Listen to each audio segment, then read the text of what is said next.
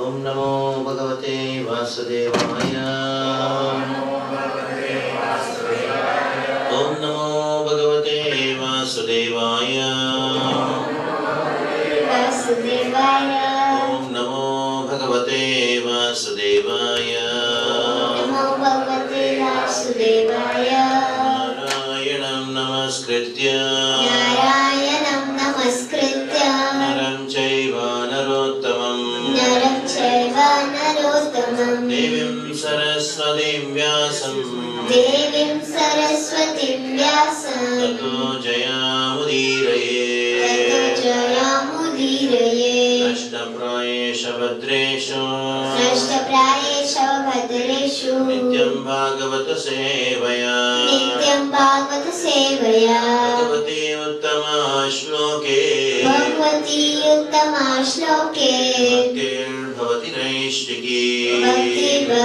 Naishtiki Om Gyati Vrandasya Gyananjana Shalakaya Chakshurun Militam Yena Tasmai Shri Gurave Namaha Shri Chaitanya Manobishtam Sthapitam Yena Bhutale Swayam Rupa Kadamayanam Dadati Swapadantikam Vandeham Shri Guru Shri Padakamalam Shri Guru Vaishnavam Shri Rupam Sagrajatam Savanamilanatam Nam Sajivam Sadvaitam Savadutam Parijanasetam Shri Krishna Chaitanya Devam Shri Radha Krishna Padam Saganilita Shri Vishakamitam He Krishna Karuna Sindhu Dinabandhu Jalapade Gopesha Gopika Kanta Radha Kanta Namostute Tapta Kanchana Gaurangi Shivaya Vrindavaneshwari Vishwanusate Devi Pranamami Hari Priya Vanchakalpatarubhyascha Kripa Sindhubhaiva cha Patitanam Pavanebhyo Vaishnavebhyo Namo Namah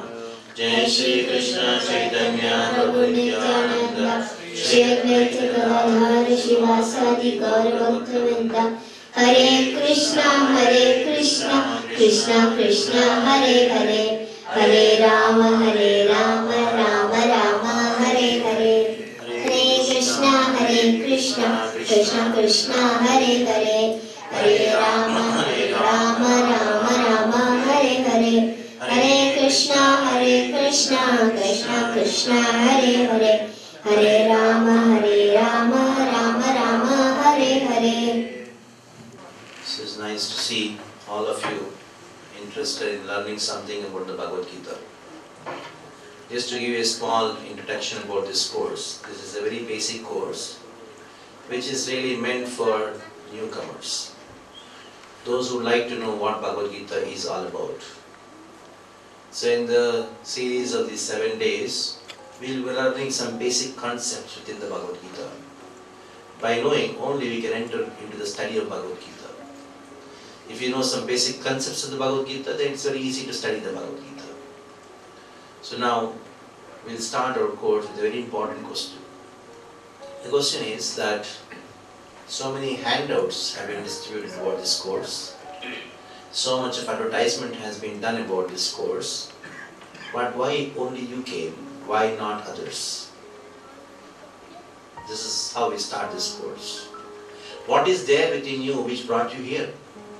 What is not there within others which made them choose not to join this course? You may say, oh, they are very busy. Are you not busy? You are also busy. But still you came. There may be so many reasons for you to come here, but there may be a very important and underlying reason behind it. That is a desire, a burning desire within all of you that I want to know. And this is known as inquisitiveness, or the desire to inquire. I want to know this Bhagavad Gita. I heard about this Bhagavad Gita. It's there being read around the world. And this book Bhagavad Gita is well respected around the world. And people, even in the Western countries, they are accepting this science of Bhagavad Gita. It has been 5,000 years since this Bhagavad Gita has been spoken, and still its glory is spreading around the world. More and more people are accepting it. What is there within it? I heard people read this Bhagavad Gita and then their life gets transformed. I heard about it. What is there in it? We just heard this Bhagavad Gita is a great discussion which happened 5,000 years back between Krishna and Arjuna in the battlefield of Kurukshetra. What exactly is it all about? So there was a burning desire, and especially you heard about this Hare Krishnas. If I go to New York, I find Hare Krishnas. If I go to down south Australia, I find Hare Krishnas. I go far east, till I find Hare Krishnas. I go to Russia, the northernmost point, still I find these Hare Krishnas. Who are they? Their basic literature is this Bhagavad Gita. I heard that this Bhagavad Gita has transformed the lives of many. It has not only transformed the lives of many, it has transgressed even the nationalities of the people they identify with, the religion which they identify themselves with, the caste they identify themselves with. So without any distinction of any nationality or creed or any other caste or something like that, this Bhagavad Gita is revered and accepted by everyone. So what is the speciality? I want to know. Whether I may accept it or not, that is different. But I want to know it. So this is there within your heart. That is why you came here. I want to know. That is inquiry. And don't underestimate this quality which you have. The Vedanta Sutras, which were written by Vyasa after writing all the Vedic literatures. After writing all the Vedas, Vyasa at the end, he wrote one book called Vedanta Sutra. Veda Anta means end. At the end of Vedas, whatever was written is known as Vedanta Sutras. The end of the Vedas, which is Vedanta Sutra, which contains the summary of all the Vedas. The first aphorism, the first sutra says, Athato Brahma Jigyasa. Athato Brahma Jigyasa. Atha means now. What is the meaning of now? Now we have two legs, at least. We have crossed so many species of four-legged insects and now came to the human form of life. Now what is the responsibility of accepting the human form of life? Now, since we got human form of life, therefore what we are supposed to do? Inquire. Jigyasa. One has to inquire.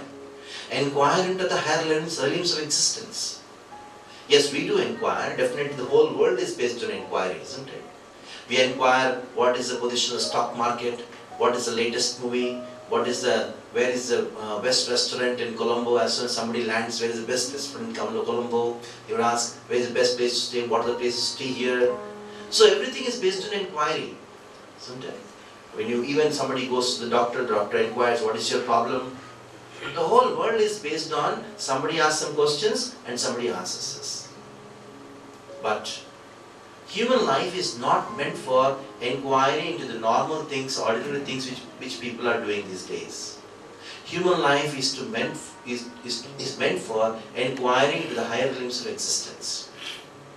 Generally, all of our inquiries in this world are basically restricted to four things. You know what are they? Ahar, Nidra, Bhayamitunam cha, Samanyamitat Pashupit Naranam. Dharmo hi eko dipo vishesho, dharmena vihina Pashupit samana. We generally inquire what these four things are. Where do I get better food? If you see the list of all the things to visit in different places around the world, it is basically based on food. Even somebody wants to inquire, where will I get a better job? He is just thinking of what? So that I can get better money, better place, so that I can eat. So, ahar, nidra. So, I want to sleep. Where will I make a nice sleeping arrangement, a staying arrangement for myself and my family? Ahar, nidra, bhaya. Once you are secure with food and your ahar, nidra, your sleeping facility, then you think of security. And what is the security? I want to have a bank balance. I want to be in a place where we remain secure. The country thinks of the security by having the military. In this way, ahar, nidra, bhaya, maitunam cha. Maituna means family life. So then people are concerned about family life.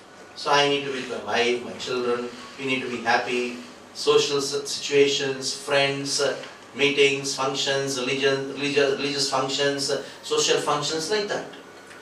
So in this way, our whole existence is just based on these four things. Ahar, nidra, bhaya, maitunam cha. But Mahabharata says that if our whole life is just based on these four things, inquiring about these four things, the fundamental requirements of our body, then what makes us different from animals? How are we different from animals? Because animals are also into those four things. If you see our dog also eats, we are also eating, the pig also eats, we also eat. You may say, no, we are eating something very wonderful. We cook our food, we sit on a dining table, we have some etiquettes. Just see the dogs, they quarrel on the road, and they just, they're dogs. But the point is, ultimately the activity is the same. Just there is some sophistication in the activity that doesn't make us something different. Maximum to maximum, you can call ourselves to be sophisticated animals if our activities are just restricted to these four things. Suppose you see a pig or a dog or some animal, it is eating. When it is eating, it is so satisfied. The satisfaction which the animal is getting out of eating is the same what we are getting out of eating. The activity is the same. Ahar, nidra, after sleeping, who knows where we are sleeping? If we get a deep sleep, though, most of us even don't have that. So if we get some sleep, after sleeping we don't know where we are sleeping. You find the dogs and the cats, they're also sleeping. They don't have big arrangement. Just imagine, for us to sleep, you need to have a nice, wonderful arrangement. They get sleep anywhere. I think they are in a better position, isn't it? Especially if you see the problems which the human society has, the animals don't have it. One thing is for sure, the animals don't have any financial problem. Isn't it? They don't have to pay their EMIs. They don't have to do so many things. Neither you find in the animal society they have family problem. Isn't it? There are so many problems which the humans we have made it up and the animals don't have it. Nidra. We make a nice wonderful apartment, nice facility to sleep, but you don't get sleep. On the other hand, you find animals, they are sleeping peacefully. But whatever it may be, the activity is the same. Ahar, nidra. Dogs also sleep, the cats also sleep, we are also sleeping. Sometimes it is said that the polar bear sleeps for 6 months, continuously sleeps, 6 months it sleeps. We cannot get 6 hours of proper sleep, what to speak of 6 months? Nidra. Security, you find in the animal kingdom also, you have this feeling of security. If the dogs from the other street come to this street to bark, I don't know whether you have that kind of thing here, but in India, in small cities, in small towns you have, the street dogs are there. If the other street dogs come to this street, these dogs start barking at them and drive them out. Same thing happens. Suppose the military of the other country comes, this military barks at them with the guns. That is the only difference. As soon as you land in the airport, in a sophisticated way, the immigration officer, he says to you that, who are you, where did you come from, why are you coming, isn't it? So, the same thing. Nidra, bhaya. Bhaya means security, a feeling of, and I want to be secure, that is there. Maitunamcha, family life. The animals also have it. You may say, no, in the human society, as parents we take care of the child, you see how the calf is taking care of the cow. You see, now the ox, they takes care of their children. Even the pigs, they take care of their children, they feed milk. So it is there, the family life is also there in the animal kingdom. Now the question arises is, what does it make, what does a human have speciality? What is the speciality of a human being? How can we call ourselves as a human being? If the activities of the humans and animals are the same, is it that we are some sophisticated humans? The Vedas says, the scriptures say that if our activities are restricted just for these four things, ahar, nidra, bhaya, maitun, eating, sleeping, mating and defending, then we are called Vipada Pashu. Pashu means animal. Vipada means what? Two-legged. A two-legged animal. We cannot call ourselves a human being. Just see this quality of inquiry that is so powerful that qualifies us to be human. The very fact that you want to know, I just want to know Bhagavad Gita. Just for example, you see a board, somebody sees a board of this Bhagavad Gita class going on in this particular place at this time. A dog also walks, it also may see the same board. And a human may also see the same board, but the human starts thinking, Manushyaha, Manishinaha, one who has brains, one who has a thinking capacity is called a human. Well, the animals don't think. because they behave instinctively. That is the difference between a human and an animal. You go to somebody's house. As soon as you just enter the house or just press the calling bell, the dog starts barking at you. The dog doesn't inquire, who are you, where did you come from? Whereas a human inquires and then reacts. That is the difference. Now these days we are interested in living. We know, we are not concerned, we are not thinking on how to live, what is the purpose of life, etc., etc. We don't think about it. We just live. But the animals also just living. So there is a distinction between a human and an animal. So being a human, we have a high responsibility. What is that high responsibility? That is to inquire. Adhatu brahmajigyasa. Inquiry into higher limbs of existence. That is the first and the foremost responsibility of human being. Samanya vedat pashupati narana. We are not against eating, sleeping, meditating, defending. The body has some requirements. It has to be fulfilled. But that is not the purpose. That is not the whole purpose of human life. There is some higher purpose for it. That needs to be inquired. What is the purpose of human life? What is the goal of human life? This is the first inquiry. Like when you go to some place, there is a purpose. When you get something, purchase something from the market, there is a purpose. Then what is the purpose and the goal of human life? When we talk of inquiry, there are so many things to inquire about. But all the inquiries boil down to two inquiries. Number one, the goal or the purpose of life. This is the first inquiry everybody has to do. Being born as a human being is the first thing which you need to ask. What is the goal of life? What is the purpose of life? Yes, I am living, but what is the purpose? I was once, I was traveling in Bombay. In Bombay, the builder lobby is very strong. They are very expert in advertising their societies, their constructions and all. A very interesting advertisement I saw. There's a huge billboard holding. In that, they had mentioned in one side, nice, wonderful buildings with a lot of amenities, swimming pool, etc., etc. Another side, they had very shabby buildings which had cracks in them, not well maintained, no amenities, etc. And then a very striking and interesting sentence was written there. It was, stop existing, start living. That means you people staying in these flats, you're just existing. But if you really want to live, you buy a flat in our society from us. Then you'll start living. You have nice amenities there. Very interesting statement. Anybody would think, yes, I'm just existing. I want to purchase and start living. But now my question is, it is very good that you're interested in living. But more than living, we should be interested in leading our life. It is not just living which is important. Because Bhagavatam says, Taravaha kim na jivanti, vastra kim na shishvantita, na khadyanti na mehanti na kim pasave gramopare. It's very interesting verse in the Bhagavatam, second canto. It says that are the trees not living? Taravaha kim na jivanti? Kim na jivanti? Aren't these trees not living? Srila Prabhupada, the founder Acharya, is to give an example of a banyan tree in Calcutta in botanical gardens. He used to say, this tree is there for more than 2000 years. Only the remnants of the tree are there. That itself is so huge. It so happened that once I had been to botanical gardens and saw. But they are living. But what is the use of their life? They don't think that there is some purpose of life. So just living is not the goal of life. Somehow it has happened because of modernization, because of so much of city life, so much of westernization. What has happened to us?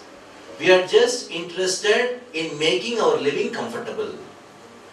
But what has happened? In the pursuit of making our life more comfortable, we are making our life more miserable. We don't have time for our family these days. The mothers have to work. They have to go for work.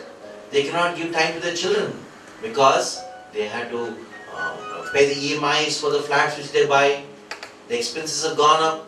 On the name of comforts, comfortable living, we have even forgotten what is living. Though living is is not the goal of life, reading is the goal of life. We have messed up our living also on the name of comfortable living. It's a fact, especially in Bombay, in many metros in India. I don't know much about Colombo, but this is a fact. And it is not very far. Those kind of situations are going to come everywhere in the world. Even small towns, they are being targeted by the consumerism and modernization on the name of comforts. Even living has become a very difficult thing. Then what to speak of reading? Everybody wants to live their life happily. Everybody wants a very comfortable life. But we have messed up our life such a great extent that even the animals, they have better life than humans. Just imagine to get some food and a place to stay. How much time we have to spend in our offices? We have to spend long hours in our offices. In work, practically 8 hours, 10 hours, sometimes 12 hours. Those who are in software industry in different places, they spend so much of time just to make their living. Though living is not the goal of life. That is why Bhagavatam says, Taravaha kimna jivanti, vastra kimna shashvantyuta. You say, I am breathing. Even the bellows of the blacksmith, they breathe. Na khadyanti na mehanti na kim pashave gramopare. The animals which are there in the outskirts of the villages, pashave gramopare, there they also eat and they also pass through. And we are also doing the same thing. So there is a higher purpose for human life. Our human life and human intelligence is given not just for living life. Our human intelligence, the speciality of the human being is that there is a goal of life. That is why leading comes into picture. When you are living, there is no goal. When you are just driving without a goal, it is just driving. You are not leading yourself to a particular place. So what is important is not living life. The importance is leading our life. And leading happens only when we have a goal. So that is why we should inquire, what is the goal? What is the purpose of human life? This is the first inquiry. The human intelligence is designed for this purpose. But when you use this human intelligence for just ahar, nidra, bhayam, eating, sleeping, mating, defending, then it is like this. You may very well use the human intelligence for lower purposes and maybe achieve some kind of success. But the purpose of human intelligence is not that. Like on your birthday party or some kind of thing, your friend or your relative or somebody comes to your house and gives you a gift. You see what is the gift? You open in front of them only. You are so happy to receive a beautiful pen. It's a golden pen. And then this foolish person who have received this, he takes the pen out, removes the cap, and then starts scratching his head because he had some itching sensation. Just imagine how the person who had given the gift would feel. Definitely, the pen can be used for scratching your head, but that is not the purpose of the pen. The purpose of the pen is to write some nice poetry. The same way, God has given us human intelligence, special intelligence. The purpose of this intelligence is to inquire into the absolute truth. Though it can be used for lower purposes, that is not the goal. As much as the friend who gave you or gave that person the pen would feel bad when it is used for lower purposes, in the same way, God feels very bad. When the intelligence given by Him, it is being used for lower purposes. Definitely, the lower purposes of eating, sleeping, mating, defending has to be addressed. Because the body is there, the body has certain demands and it has to be fulfilled. But that is not the purpose. Like sometimes you travel in train. In the train, you get a reserved compartment, reserved seat, everything is very comfortable, air conditioned, everything first class, everything is there. But the purpose is not that. The purpose is to get down at the proper destination. You get into the train, but you don't know where to get down. What is the goal? And you are so happy because you got a reserved seat. It is foolishness. Though we have a very comfortable situation in our life, we have our own house, air conditioning is there, and anything, whatever you want can be got because you are in such a position financially and socially, but still, just having some comfortable situation in this world is not the purpose of human life. There is some higher purpose and just achieved, and that can only happen when we inquire about it. Somehow, the education system, the social situations have made our intelligence so subdued. Though in the childhood, when the child is sent to the nursery class, he has been taught. I don't know whether this kind of rhymes are taught in Sri Lanka or not. Definitely, these rhymes are taught to children in India when they are sent to the kindergarten. Twinkle, twinkle, little star, how I wonder what you are. So, but what happens is, as they grow up, they don't wonder about anything. We just wander about, searching out, eating, sleeping, mating, different things. We never wonder. Just see how the plants grow, how the sun is rising every day in the east. It doesn't take a single casual leave also. We never wonder about these things. We are so far from nature. We are just interested in making our ends meet and wandering around the world just thinking where I can get better facility for eating, sleeping, mating, different thing. That is why the first and the foremost question or the inquiry, being born as a human, is what? We should inquire into what is the goal of life. You may say, oh, this is all too philosophical for me. Talk something very practical.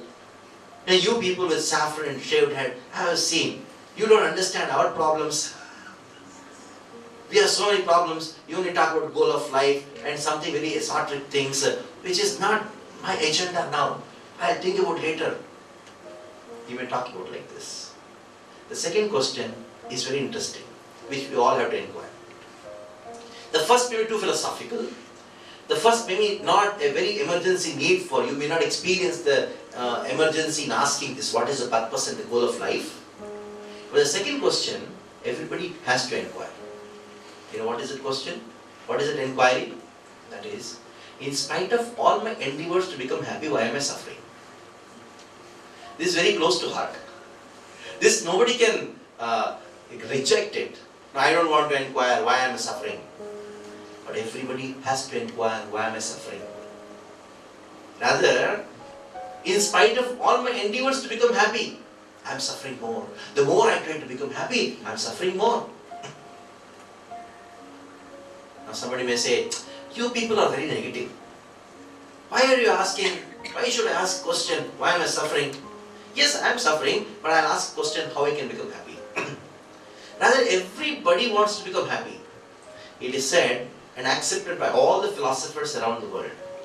That is, the driving force of all the actions in this world is happiness. Anybody, whatever he does in this world, he does it with an expectation that I would be happy. You may say, no, we are trying to work hard so that I can get money. You are trying to get money because you expect that once I get this thing, I'll purchase this thing, I'll do this thing so that I can be happy. So we are all trying to be happy. But we are doing a big blunder. Without trying to know, without knowing the cause of suffering, if you try to become happy, it is like taking a medicine without knowing the disease. If you go to the chemist shop and then try out different medicines without diagnosing the problem, what will happen? You aggravate your problem. What does the doctor do as soon as you go there? The first thing the doctor does is diagnose the disease. Then he gives the appropriate medicine. All our pursuits for happiness in this world is exactly like this. Without diagnosing our problem, what is the cause of suffering? We are trying to find out different remedies for it. Some people may think, oh, let me go for a long holiday, then I'll be happy. Then you go there and feel bored and come back. And then they think, no, let me go to this movie, it's very exciting. Maybe this will solve, by this I'll be happy. So you go there and watch the movie, you come out more depressed because your life is exactly the life of the person who is suffering there. No, I will do this thing, I will do this thing. In this way we are searching out so many ways and means of becoming happy without knowing why am I suffering. There is even two questions here. One is how I can become happy and what is the cause of suffering. An intelligent person would first find out the cause of suffering. He would not think of how I can become happy. That is a fundamental problem with everyone in this world. It is not just of one or two people. You go to any corner of the world, whether it is high-class civilized people or uncivilized, anywhere you go, the fundamental problem is that they are trying to become happy without knowing the cause of suffering. And that is why, in spite of all our endeavors to become happy, we are suffering more and more. You really think your parents are more happy than you are. And our children are suffering more than we suffered. When I see these children going to the schools and they are burdened with so much of examination pressure, I think of myself when I was studying 3rd standard, I was not even knowing the spelling of exam. I was so happy. But we all cleared exam, everything happened, life went on. But the amount of pressure which the present day children are facing, it is like they are told, if you don't get marks, like your life is mess, you cannot live. I still remember there was one boy who passed the 12th standard. Recently this happened. He got 90% in 12th standard. And he had to prepare for entrance examination and he could not qualify for it. And for that, he went into so much of depression that his parents took him to so many different places. Somebody told, you go and meet Kamallochan, he may try to do something. So then his family came along with this boy. Then I was inquiring, talking to them. This boy who got 90% just because of some reason. The reason was he was not well during the examination. That is why he could not clear it. And to went to such a depression, he only speaks one sentence. What will happen to me? What will happen to me? What will happen to me? What will happen to me? Just imagine what is the condition. You may say, oh, that was with one specific one boy only. No. Like that, how many cases? You don't know. And it's spreading like virus. Because so much of pressure has been put on the people, on the students.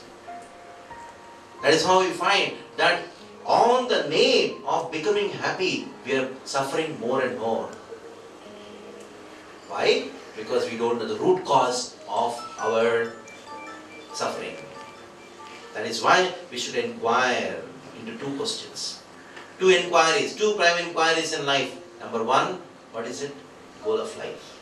Number two, the cause of suffering. There is a nice interesting story about happiness. It's like a story which everybody remembers. Even after attending this course, after 3 years later, people remember, oh, Prabhu, I like this story very much. The story is of a donkey. This donkey was working very hard every day. And the dhobi, or the washerman, the donkey it was, he was extracting so much work every day, but only used to feed dry grass to the donkey. One day, donkey thought, until unless today I get a carrot, because I like the carrot very much, I will not go forward. Today is strike. And though we bought all the washerman got all the clothes, the dry clothes, and put on the donkey, dirty clothes. So the donkey had to carry all the clothes to the river side, to the cart. So the donkey did not move. Dhobi took a stick and started beating the donkey. Go further. Donkey did not go further. Then the dhobi, the washerman, he understood. I need to do something. Today the donkey is on strike. So I need to give a carrot to the donkey because the carrot It likes carrot very much. So he brought a carrot and tied the carrot to one tip of the stick.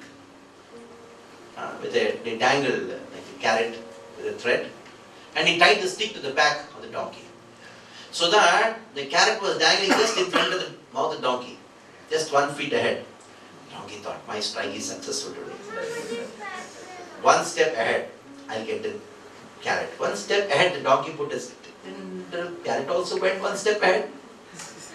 Donkey thought, hey, what is this? Maybe there's some problem with my eyesight, I suppose. One more step, I'll get the carrot. So that foolish donkey, thinking, one more step, I'll get the carrot. It continued its journey and it went to the cart, to the riverside. As usual, the washerman took all the clothes, kept it down, took the stick and took the carrot and kept it in his pocket for the return journey. So this is what is all our life. We always think, one more step. Wait for 2 years. I am solving everything. After that, life will be very happy. No, just wait. 1 more year. All my problems will be solved. A few years back, one old man came, he was 65. I was telling him, you're already old. Why didn't you take up some responsible services in the temple? Your children are there. They will take care of all these things. Then he told, don't worry. I have planned. Give me 2 more years. I will solve all my problems. And just you tell me wherever you want me to come, I'll come. I'll be your assistant. Whole life will be for Krishna only. Then I told him, it took 65 years of hard work to solve your problem. Still you want 2 more years to solve your problems? When you are young, when you are energetic, when all the assets you had, with all those things you could not solve the problems of life, still you're asking 2 more years, what is the guarantee? So we are all in this illusion that just few more days, that's all, few more years. Once my children are settled now, then I'll take up spiritual life. No, once my children get job, they are married, so in this we go on postponing, thinking that within 2 years, 3 years, 1 more step, I'll become happy. But it is not going to be like that. Like a child, he goes to the school. When he goes to school, every day morning he has to go to school. Whole day he has to listen to the teacher. Sometimes shouting, yelling, homework, wear the uniform. Just thinking, this child when he comes back from school, he sees these colleges. In the colleges you find the students sometimes attend the college, sometimes don't attend the college. Attend the first period, maybe back the second period. I don't know what is the situation in Colombo, but in India it is like that. Once you go to college, you are a liberated soul. In the school you need to wear a uniform. In the college you need not wear a uniform. Rather, if you want, you can go without wearing anything also. I don't know what is the situation now, especially when you go to college in Bombay, you find there's some dirt of clothes in the market. They just go with wearing anything and everything. So, then this child is thinking, tomorrow when I go to college I'll become happy. Because here so much of restrictions, I have to study this, homework, exams. College you are free. Somehow passes out of the school and goes to the college. When he goes to the college, first period. So much of halla-bulla going on. So much of noise, mischievous. And the professor is very much fed up. And he takes a lot of pressure in that. Oh, what I could not do in school, I can do in college now. Now he's bunking the class, going to movie. He's so happy. But one day it so happens that his friend gets a motorbike. He buys a motorbike. Because his friend has got a motorbike, he got a girlfriend. He starts thinking, I'm unhappy. I don't have money. Tomorrow when I get a job, then I will be happy. I can buy whatever I want. He continues his college life with great suffering. He goes for shopping, only for window shopping. And thinking, making a list, these are the things which I am going to buy. This kind of thing I am going to have after I pass out from the college. When I get a job, I will be happy. So somehow or other he works hard in the college, He passes out and he gets good marks and he's selected, and in the interview also he does very well, he gets a very good job and he gets the first salary. He is so happy when he got the first salary. He's at the top of the world. He gives some gifts to his parents and friends. Whatever he wanted to buy, he bought, and he thought next month also I'm going to get this much of salary, so he buys something on EMI. Somehow 6 months of training goes. Training is from 8 to 5 every day. Now his package has increased because now he's got a permanent job after training.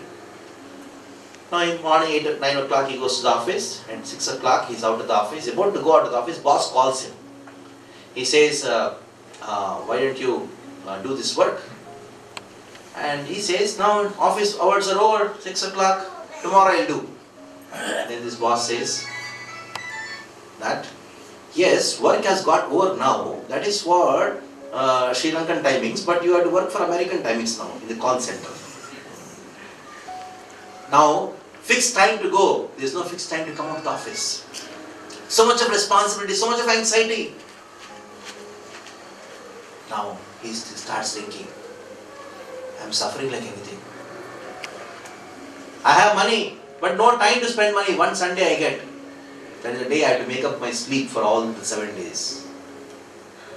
He's suffering like anything. At that time, when he got money, he noticed some special problem. What is that? All his relatives and friends who loved him the most, who cared him for the most, they start expecting, oh, you are earning so much, why didn't you give me this much money? You give me this much. Now the love has transformed into expectation. Then he starts feeling, everybody wants me, I should do something for them. Actually, nobody is doing it, thinking about me. Nobody is thinking about me. Now I will be happy when I get the love of my life. Nobody loves me. I have money and I have intelligence, I am well respected in my work, everything. But when I get the love of my life, I will be happy. He is searching out who really loves me. And somehow after seeing 3, 4 or me, I don't know, somehow he lands up in getting married to someone with great expectations. Tomorrow when I get married, I'll be happy. Like this boy, when he was in school, what was he thinking? Tomorrow when I go to college, I'll be happy. When in college, what did he start thinking? When I get a job, I'll be happy. When I get money, I'll be happy. When he got the money in the job, what is he thinking? Tomorrow when I get married, I'll be happy. Well, once he got married, there's one change. What was that change? It's very interesting to see that. When he was in school, at least he had the hope. What is the hope? When I go to college, I'll be happy. In college, he had the hope.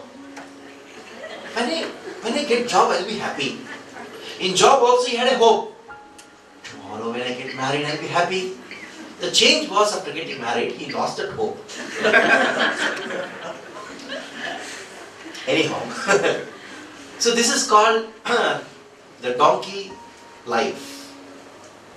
One step ahead, I'll get the carrot. Just few more days, few more months, I'll be happy.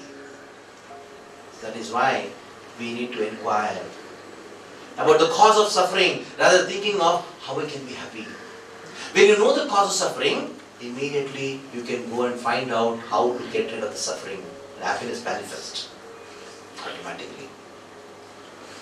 So now, we just said these are the two primary inquiries in life. Number one, what is the goal of life and the cause of suffering? Now since we got these two inquiries, when you inquire, what happens? You get knowledge. Knowledge is revealed only to an inquisitive person. What is happening these days in schools and colleges is that the knowledge is injected, information is given. That is why the basic system of education is that a student comes and inquires. When he inquires, it indicates two things. One is he really wants to know. Number two, he is very specific about what he wants to know. Then the knowledge is revealed. Otherwise, he just sits The teacher comes and goes on blah blah blah blah and goes away. What happens? All the students will get some information but not knowledge. The procedure of attaining knowledge is to inquiry.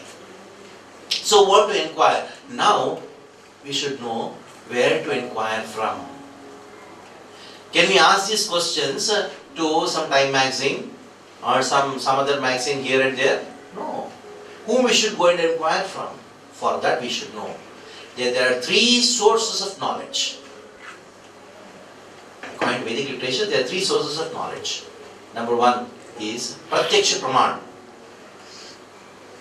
In simple words, in English, we say it as the knowledge attained by sensory perception. I see, I believe.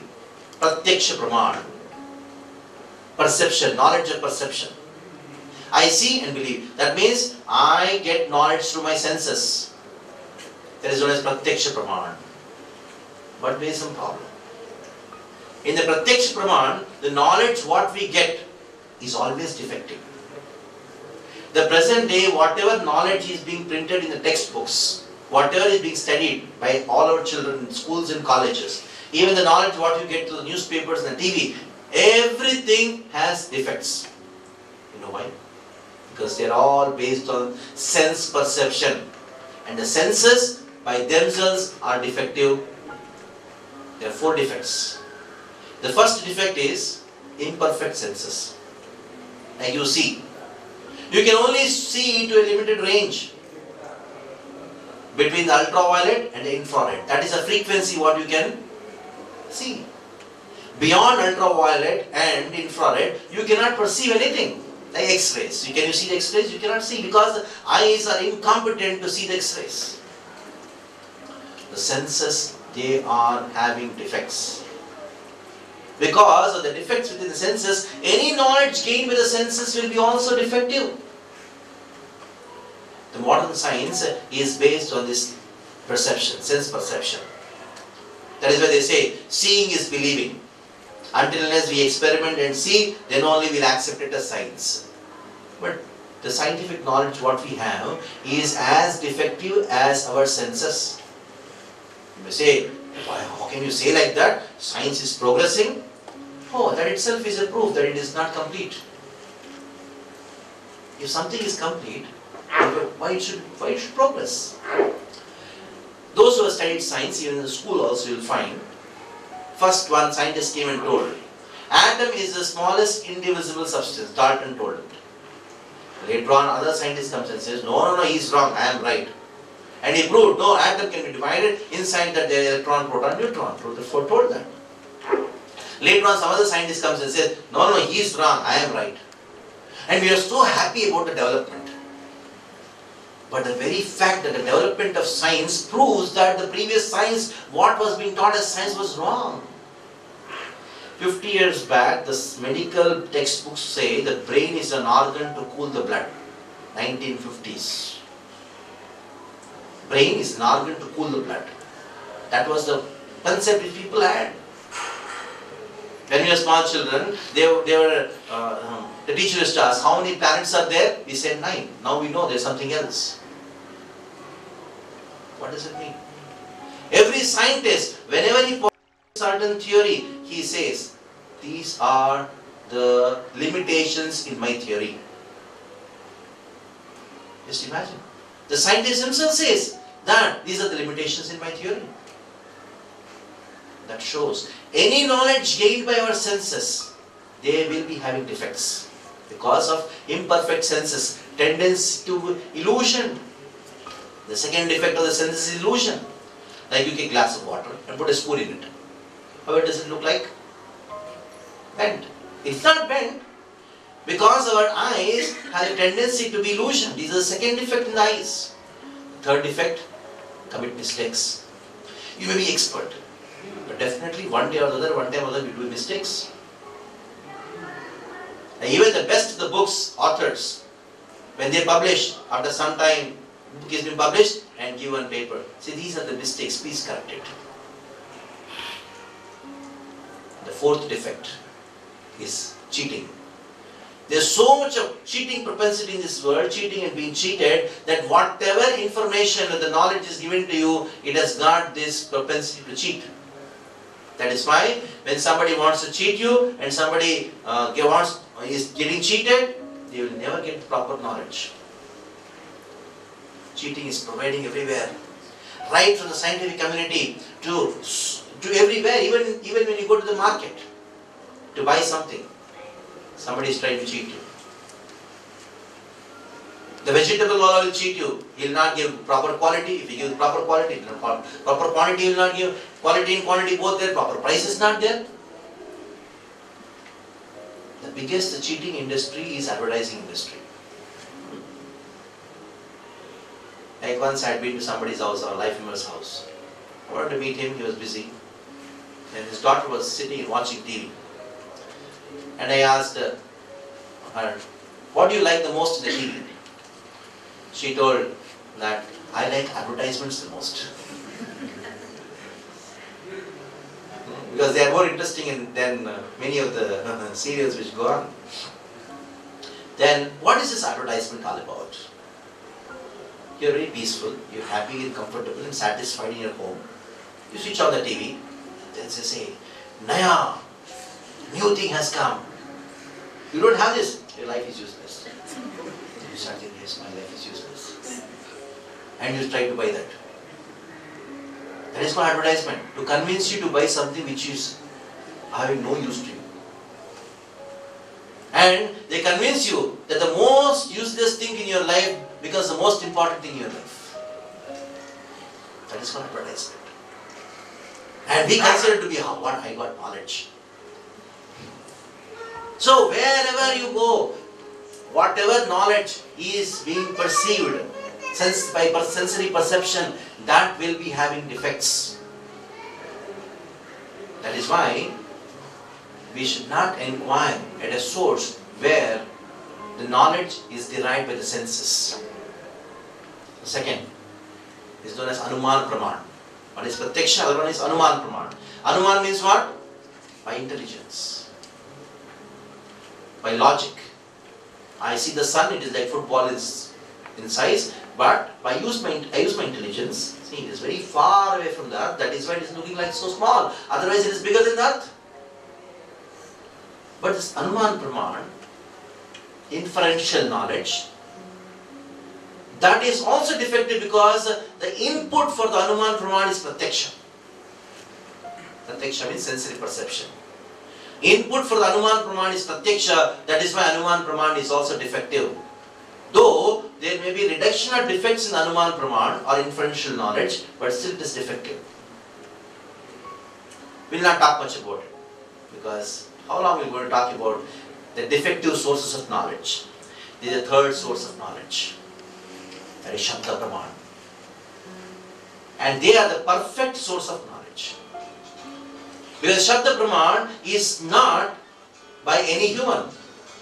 They are Apaurushaya. They are beyond, they are having a source which is beyond human. That is why Shabda Praman is known as Apaurushaya. And what are the Shabda Praman?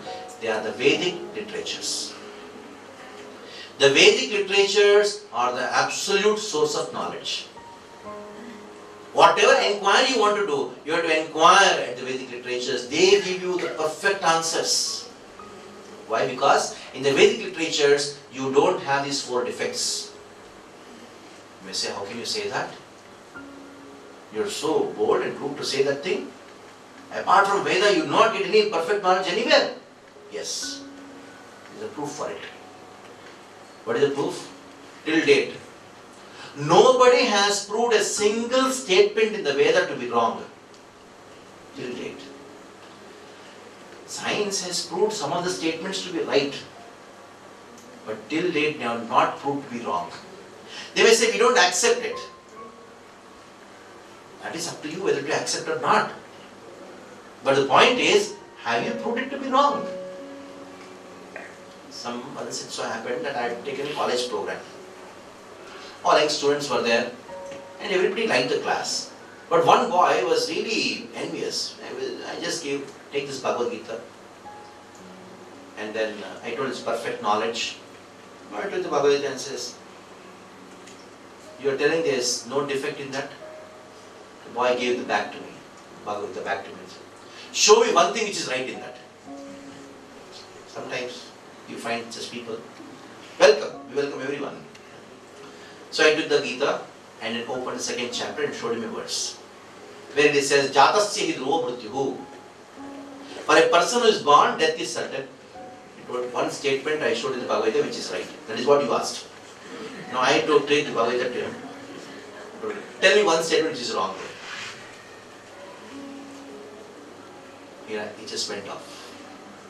Till date, nobody has shown a single statement in the Vedic literatures to be wrong.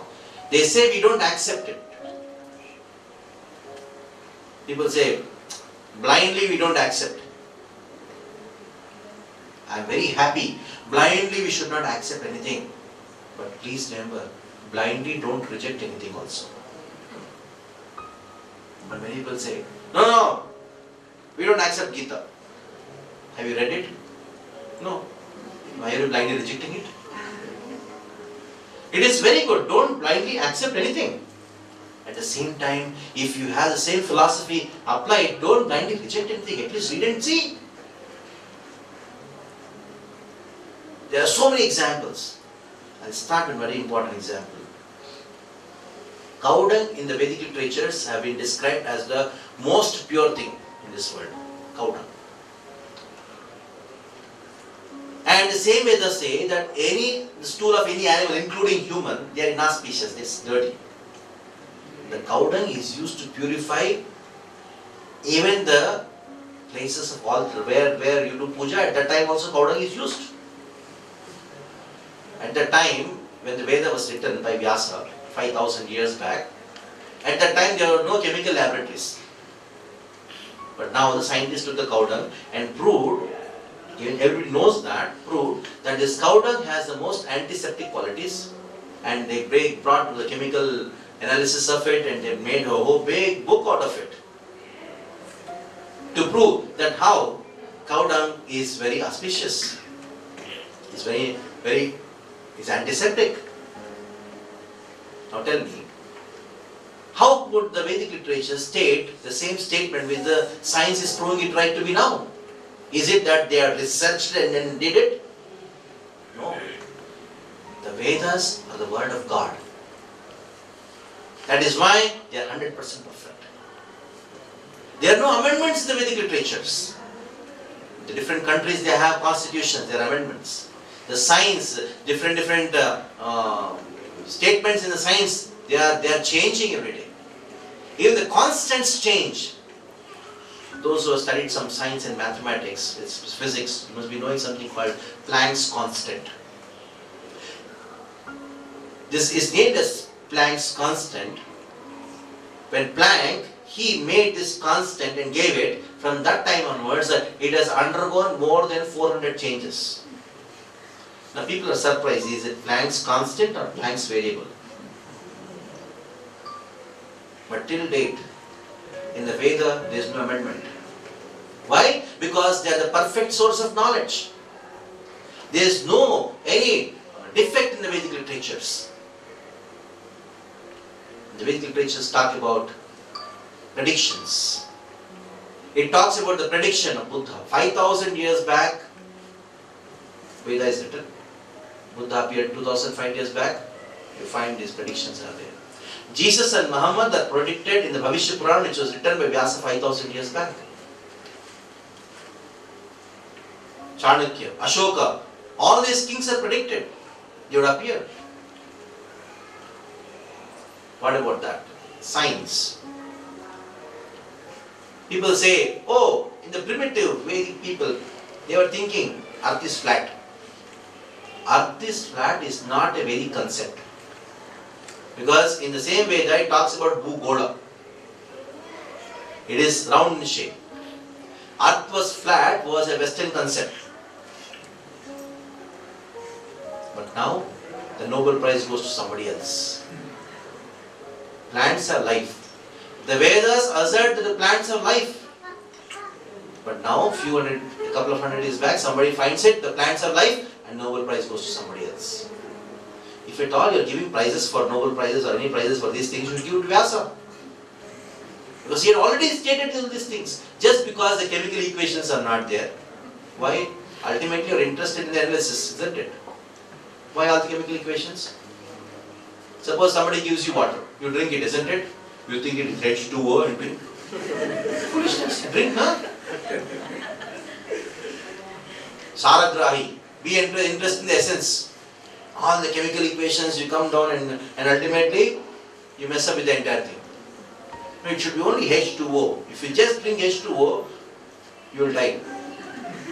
There are so many other things which is making it drinkable. If you just put oxygen and hydrogen put together and give it to you, you will burn. The entire intestines will burn. It's a fact. Just because there are so many other minerals, you are able to drink it. So anyhow, we will not go into the subject. Point is here that Vedas are the perfect source of knowledge. Now, the question arises, okay, Vedas are the perfect source of knowledge, I accept it. The absolute truth is mentioned in the Vedic literatures. How to read them? Further, we should know something about Vedas. Originally, these Vedic literatures were only one, Yajus. But 5,000 years back, Vyasa appeared. He knew that in the age of Kali, you all know that this Kali Yuga which is going on, in Satya, Treta, Dwapara, Kali. Kali Yuga, 2,000 years, out of which 5,000 years have passed. Double of it, that is 8,64,000 years is Dwapara Yuga.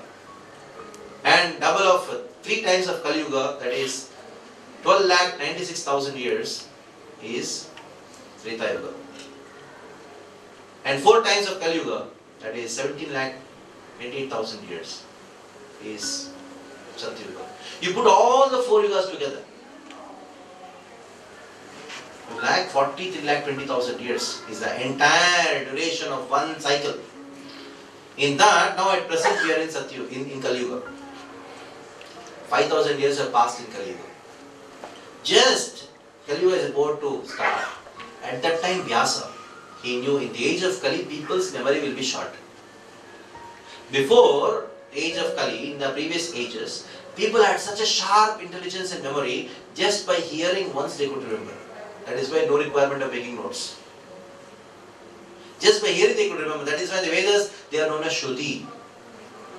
So just by hearing they could memorize. And the Shruti, Vyasa knew, in the age of Kali, it need to be put into writing. That is why Vyasa did not write the Veda. Vyasa, he put the Vedic literatures into written format. He edited the Vedic literatures and made into sections. Rig Veda, Atharvaveda, Samveda, Yajurveda.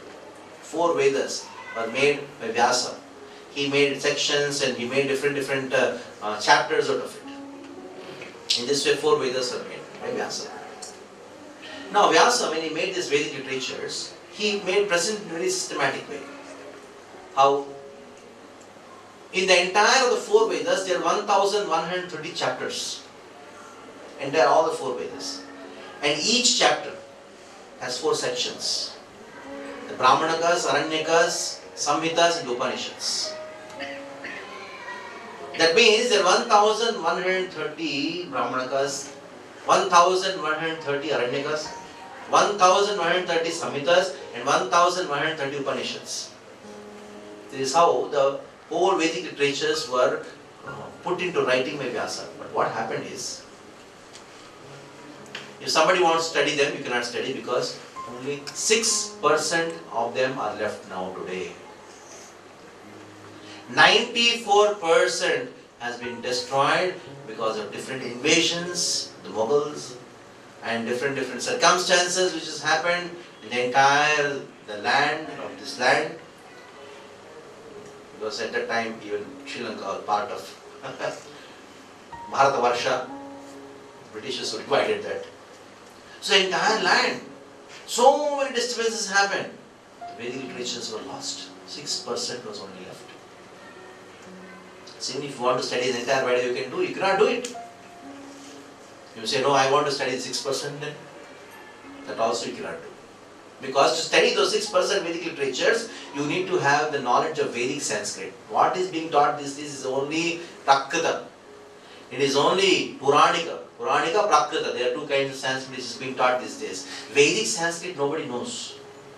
So even if you want to study the 6%, it's impossible. No, I want to study, you will try to do. Your lifetime is not enough to even to study 6%. Just imagine. They want to do them. That is the reason Krishna,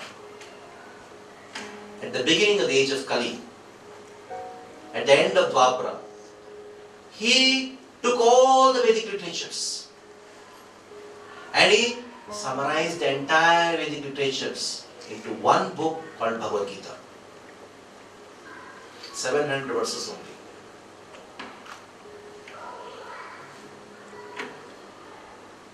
4,000 lakh verses of Vedic literatures are condensed into 700 verses of Bhagavad Gita.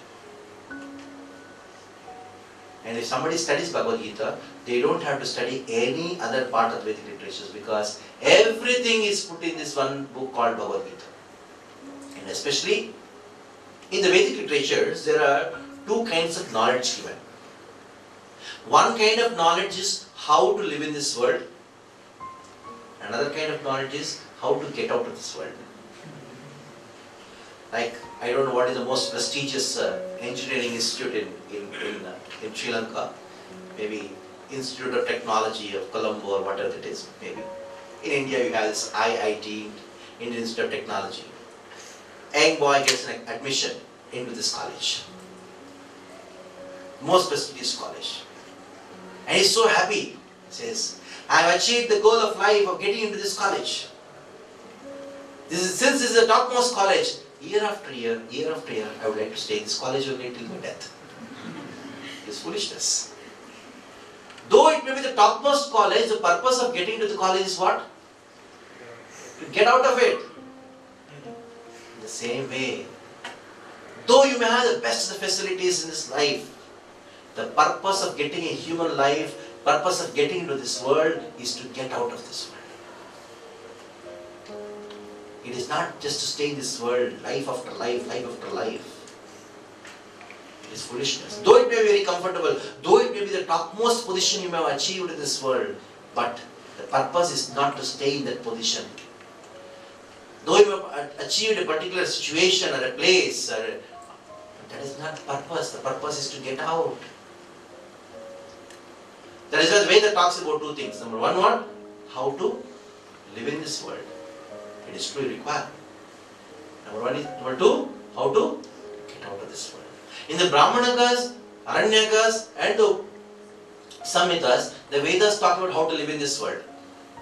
That is why in the Vedic literatures, all branches of knowledge are there. You name it. Construction, civil engineering, architecture, physics, chemistry, mathematics, politics, economics, commerce, every aspect of knowledge is there in the Vedic literatures. No knowledge is beyond the scope of Vedas. Whatever you find these days being presented as knowledge is only some perverted reflection of the original knowledge in the Vedic literatures. At that time, like somebody, I don't want to get into politics, but the point is, somebody told, gave a commentary, that, oh, Ram built a bridge. Which college he passed out from? Somebody commented, I don't know whose name it is.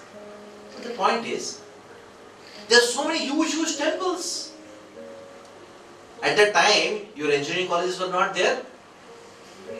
And these days, big professors, they go and study those temples. How did they build that? It is common sense. The Veda gives all kinds of knowledge. People come all around the world to Kerala and sometimes to Sri Lanka just to get Ayurvedic treatment. The Veda is there. Dhanurveda, Ayurveda, Gandharva Veda.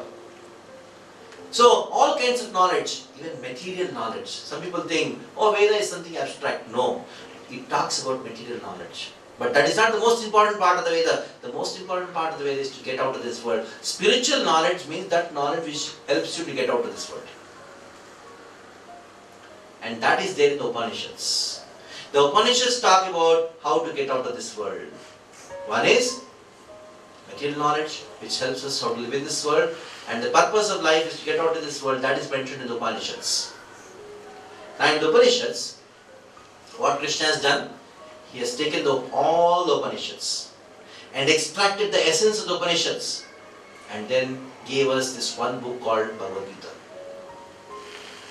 The most important part of the Veda, Upanishads, the knowledge is extracted and gave it to us in the form of Bhagavad Gita. That is why Sripad Shankaracharya says, Sarvo Upanishado Gavo Dukta Gopalandana Bhakto Vatsa Sudit Bhokta Duktam Gitam Mridam Mahat. He compares all the Upanishads to the cow. What is the essence of cow? Milk. And who milked the cow? It's Krishna, Gopalandana. Partho Vatsa, the first person to drink the milk is a calf. So Arjuna is compared to the calf. So what did Arjuna do? He drank that milk which is nectar. Gitamritam Mahat. That was done by Arjuna. And who relishes this nectar? Partho Vatsaha Sudhir Bhoktha. Sudhihi was got purified intelligence. Only they can understand this Bhagavad Gita. They relish this Bhagavad Gita. That is what Sripad Shankaracharya further says. Ekam Shastram Devaki Putra Gita. Let there be just one scripture that's enough, which is spoken by Krishna. That is enough to guide the entire population of the world. And it has got the solution to all the problems in this world. Let there be just one scripture. Now somehow we came to the understanding that Bhagavad Gita is the essence of all the Vedic literatures, which are the most important part of the Vedas, Upanishads. And the Upanishads are extracted in this one book called Bhagavad Gita. Now we'll take some time about how to understand Bhagavad Gita. This is the last topic for today, and then we can have question and answers. Okay, I understood. Bhagavad Gita is the essence of all the Vedic literatures. If I have this book, no other book is required. I have understood it. Now I went to a shop to buy a copy of Bhagavad Gita and asked the shopkeeper, I want a Gita. Then he says, which Gita you want? So I want the Gita which Krishna told to Arjuna. That's okay, which one you want? Now I want the Gita which Krishna spoke to Arjuna. Then shopkeeper says, that is okay, but there are so many people who have given commentaries on that. Which one you want? Then you're confused. And ask, what should I do now? For that you should keep it in mind. That though Bhagavad Gita is one, many people have given their own commentaries. But which one to study? For that you should understand. Bhagavad Gita is a book of devotion. So it can be understood and explained only by a devotee of Krishna and nobody else.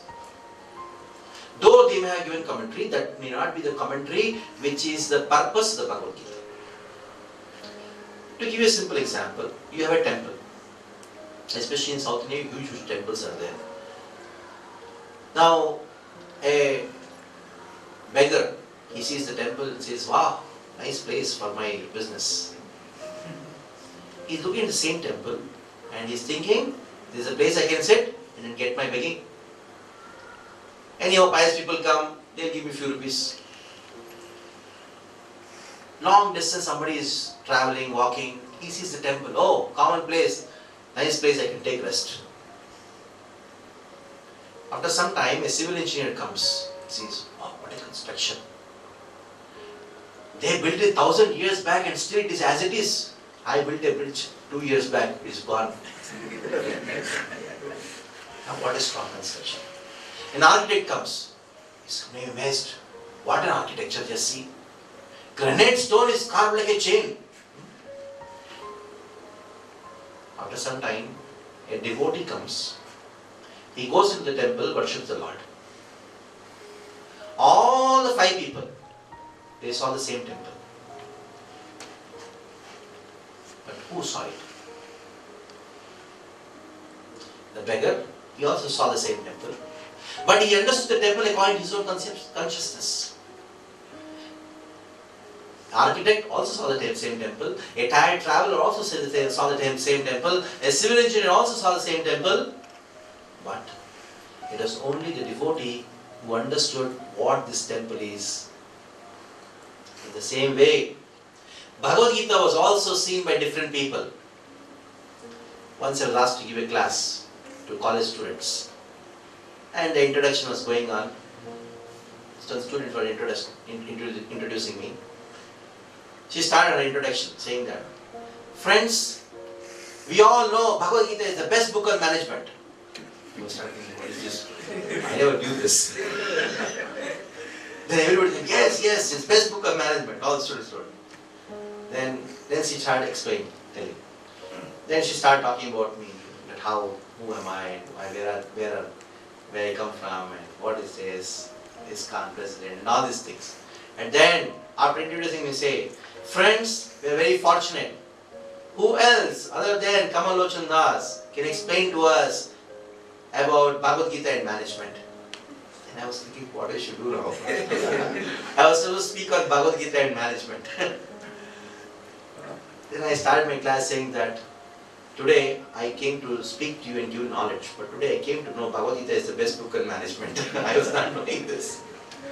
So, a management student would think Bhagavad Gita is the best book of management. It is true. By taking the principles of Bhagavad Gita, you can become a good manager, no problem.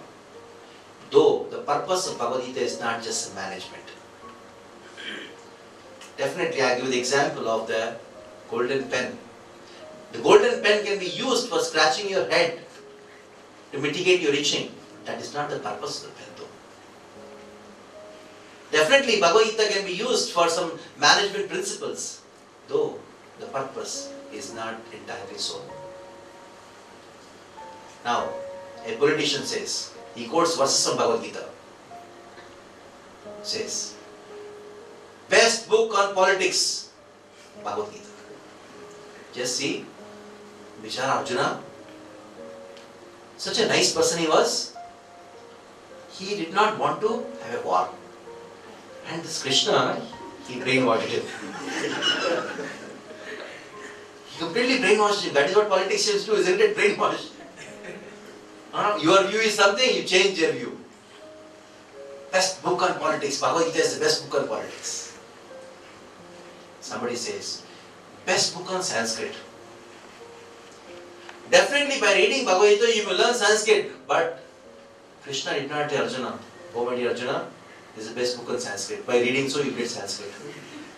Somebody is trying to say, the best book on history is Bhagavad Gita, 5,000 years old. Okay, you keep a newspaper under the earth for 5,000 years. After that you read that. Have any value?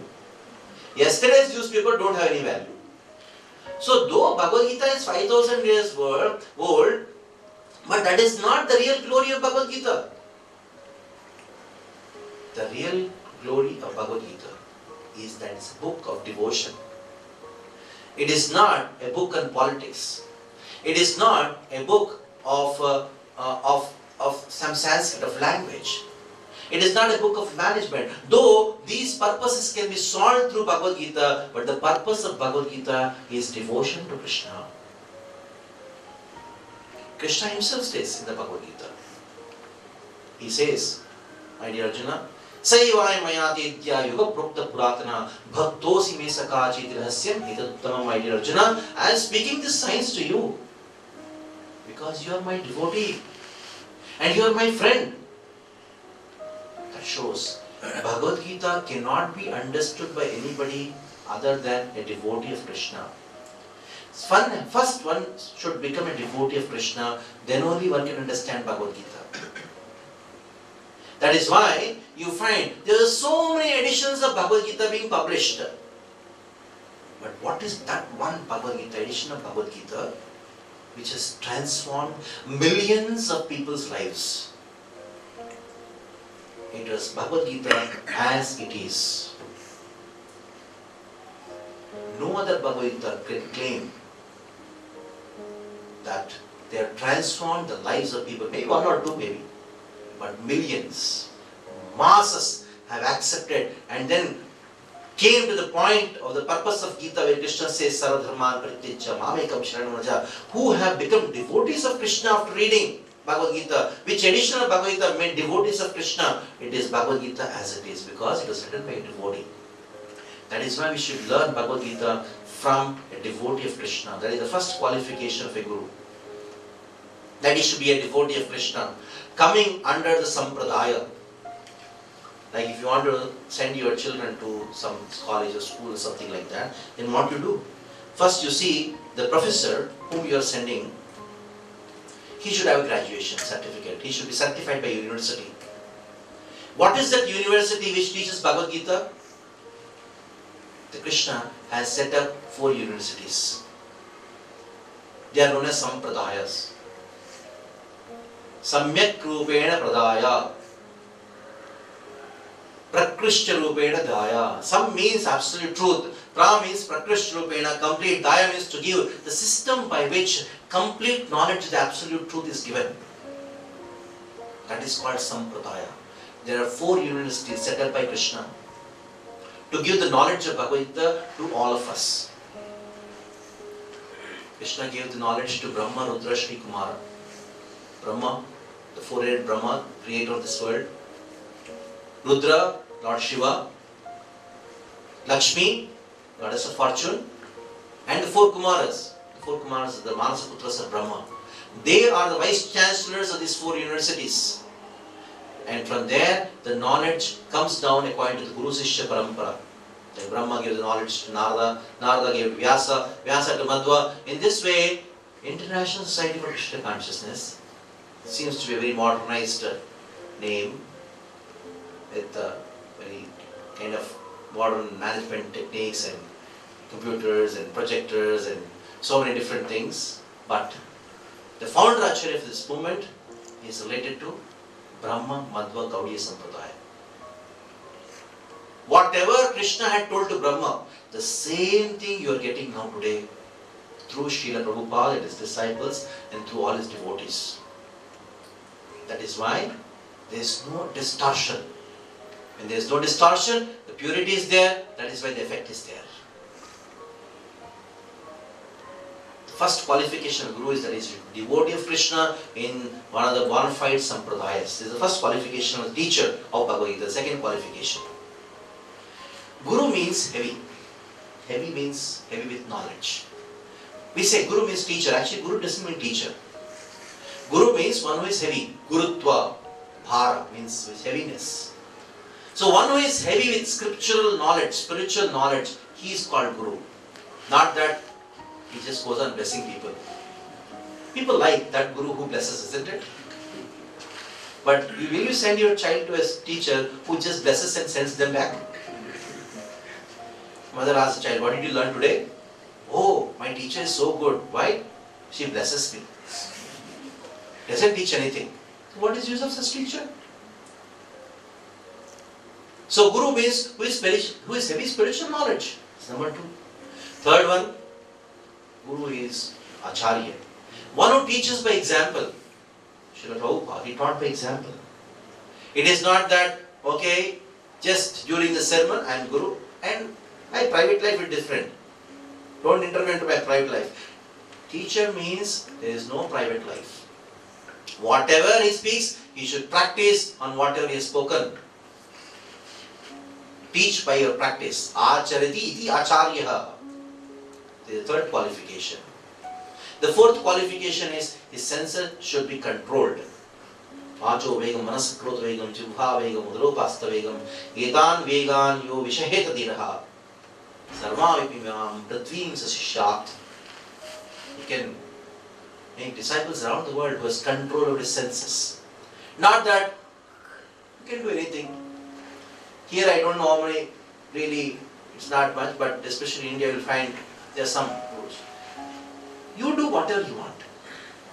Let me do whatever I want. Just become my disciple, that's all. You can do anything and let me also do anything, and we attain spiritual realization. Until unless senses are controlled, there can be no spirituality. So these are the 4 qualifications of a spiritual master. or a teacher of Bhagavad Gita. We are speaking so much about teacher, let us talk about student also. The first quality of the student of Bhagavad Gita is he should be inquisitive. Once I was in the temple, beloved temple in Bombay, in Mira Road. There was one person was waiting for me to meet me. But I was quite busy. After some time, when I was got free, he came to me and he paid obeisances, fell flat, and he stood up. And he told, Swamiji, extend his hand. He told me, Swamiji, I have a lot of problem. And I looked at the hand. I told him, yes, serious problem. Then he told, please tell me. I told, you are going to die one day. That much I know. Other things I don't know. Then he was not understanding whether to laugh, whether to cry. And I told, this is not the purpose for purpose of you coming to me to show your hand. The purpose should be to inquire. What is the goal of life? So people are interested in blessings. The real blessing of a spiritual master is, of a guru, is what he speaks. The knowledge given is the real blessing. That is why a student of Bhagavad Gita should be a seeker of truth. He should be inquisitive, should inquire, should actually make the teacher frustrated out of your inquiries.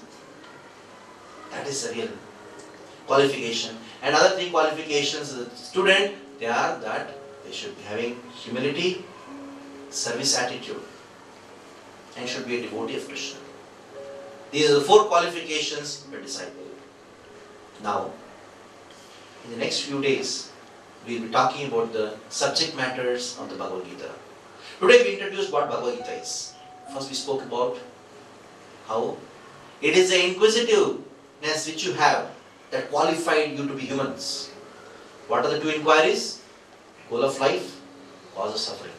Where we into the Vedic literatures, because Pratyaksha Praman, Anuman Praman, the knowledge gained by the sensual perception will not lead you to perfect knowledge. That is why perfect knowledge can be gained only by Vedic literatures. Vedas are so huge and not all available. That is why Krishna, he took the most important part of the Vedic literatures, the Bhagavad Gita, of the Upanishads, and then condensed and given a book called Bhagavad Gita. And we understood how Bhagavad Gita should be understood by approaching a teacher who has got four qualifications. Primarily should be a devotee, and the student should be inquisitive. What is there in the Gita? 5 subjects. Ishvara, Jiva, Prakriti, Kala, Karma. Ishvara means God. Prakriti means, Jiva means living entity, who we are. The third subject is Prakriti, material nature, the world, how it is conducted. Number 4, Kala, time. 5, Karma. These are 5 subject matters. Out of which, tomorrow we will be dealing the second subject matter, that is Jiva, who am I? A little bit technical. So those of you who would like to bring your friends, tomorrow we can bring, but third day onwards, no more new entries, because they will be asking some questions based on the previous 2 days. So these are the 5 subject matters. Tomorrow we will be dealing about Jiva, the living entities. And I have been asked to stop exactly at 9. We have 13 minutes for question answers. One thing, during these 7 days, whatever I am going to speak is not important. Is not as important as much as what you are going to ask. Officially 13 minutes are there. Those who would like to go, after that you can leave, and we can continue questions afterwards also. So, as I have told, we are qualified to be humans because we are having the spirit to inquire. Please do inquire. Hare Krishna. This is the first time that I'm in a forum or a session like this. Okay. Though my children do go for some classes along with them. Okay.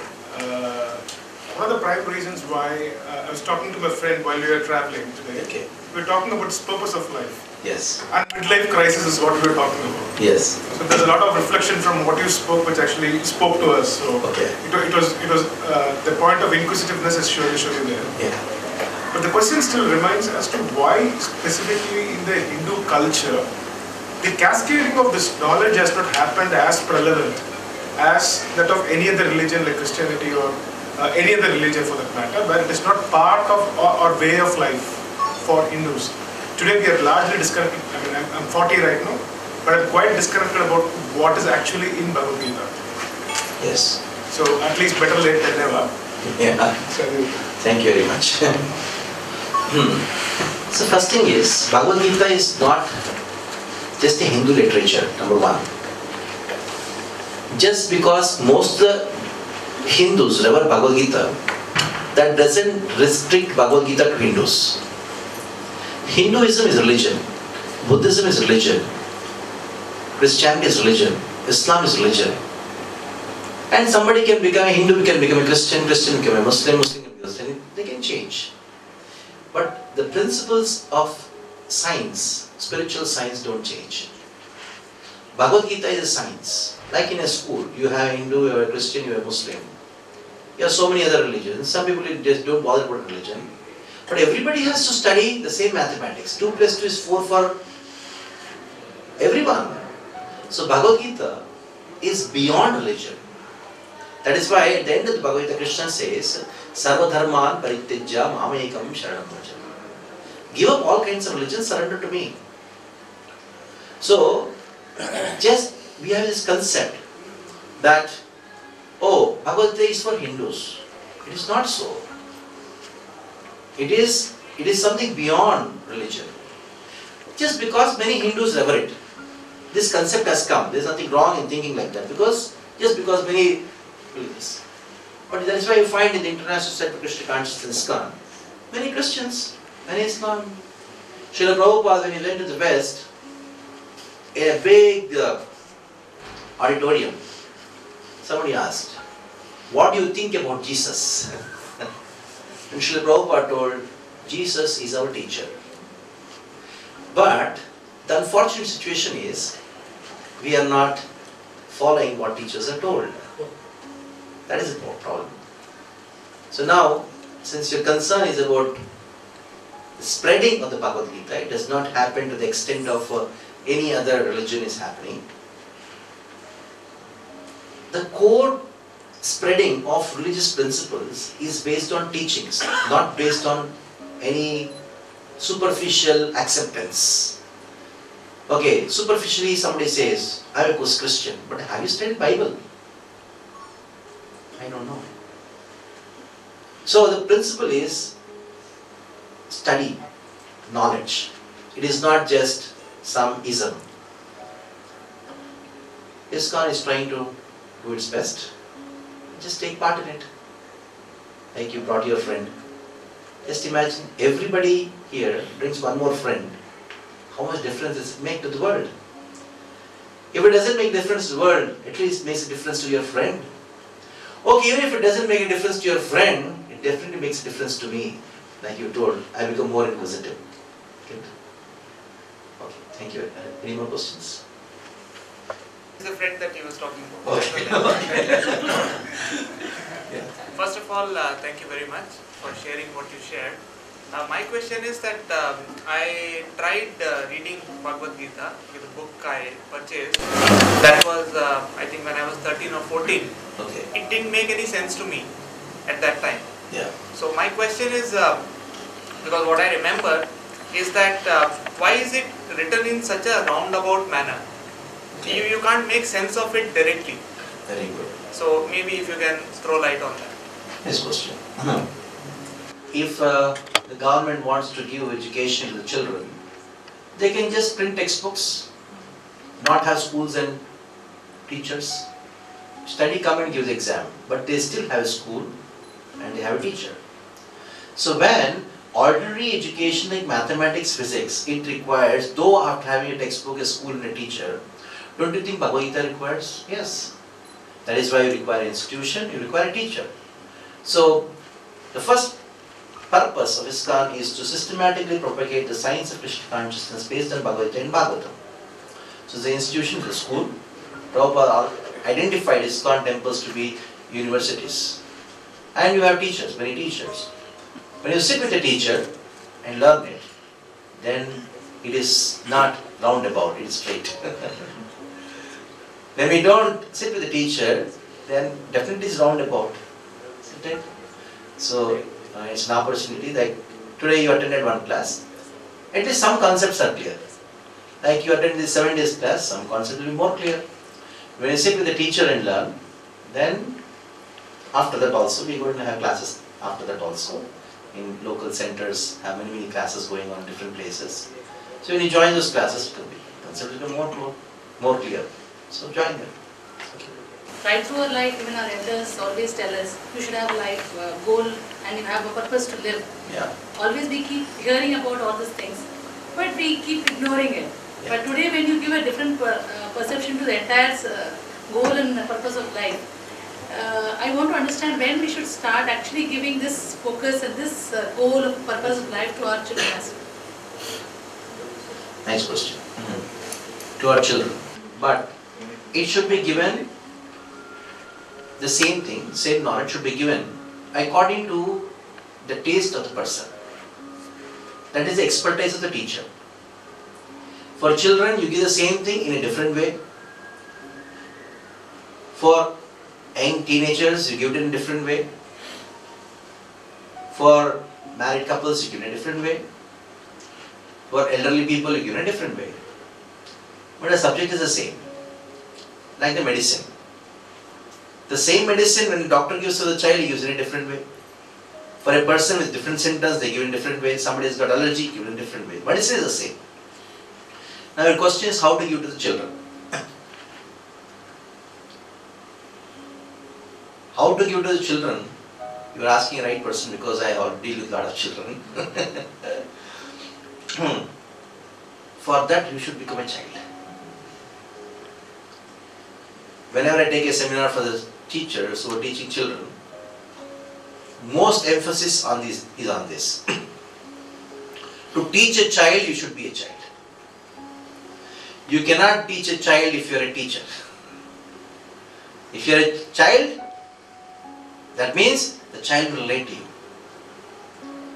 When you have that relationship, it is very easy to transfer. Not just easy, it is automatic. In the Vedic system, the teacher and the student relationship is the most important thing. Once the relationship is very strong, you don't have to impart. Knowledge is automatically transferred. They will try to imitate what you are doing in this way. So it's an art which it needs to be developed. So for that you need to be a child. You have to play with the child. You have to sit with the child. Unfortunately, these days the mothers don't spend time with the children because of the city life. If you spend time with the child, then you will get it. The child will get it definitely. Big subject, but in essence I am telling this to you. I am very happy that you are concerned for it. Very wonderful. Is there any more question? Said that we have to become a devotee of Krishna. How to become a devotee of Krishna? Oh, I don't have to take 7 days course, I suppose, in Sri Lanka. 1 day is enough. Last day we are going to talk about it. The practical application of Bhagavad Gita. Like these 6 days before, tomorrow we will talk about soul. 2 days, that is the third and the fourth day we will talk about God. The fifth and the sixth day we will talk about Prakriti, Kala and Karma. The 7th day is meant for practical application of Bhagavad Gita in our life, that is how to become a devotee. Since you asked this question in the first day itself, I don't want to keep you in suspense. The short way of becoming a devotee of Krishna is to chant the names of Krishna. You can start practicing from today. Hare Krishna, Krishna Krishna, Hare Hare, Hare Ram, Ram Ram, Hare Hare. Then Bhagavad Gita becomes like a sun, as bright as the sun in front of you. Okay. Last question, and then we'll have casual talk. Okay. Thanks, Guruji, for enlightening us with your one basic question I have from India. We talk about Hindu as a religion.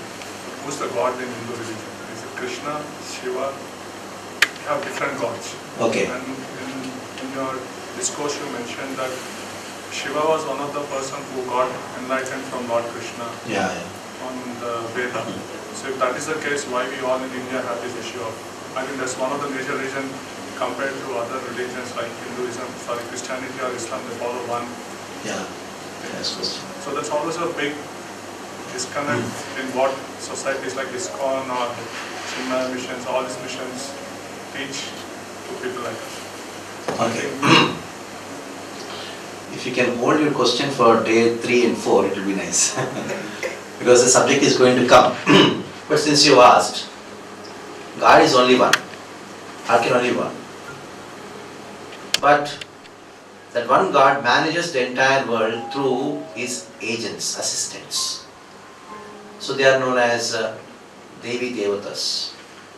So with regarding whom we'll have a clear concept after knowing who is God. Just by saying, oh, he is God, that is not.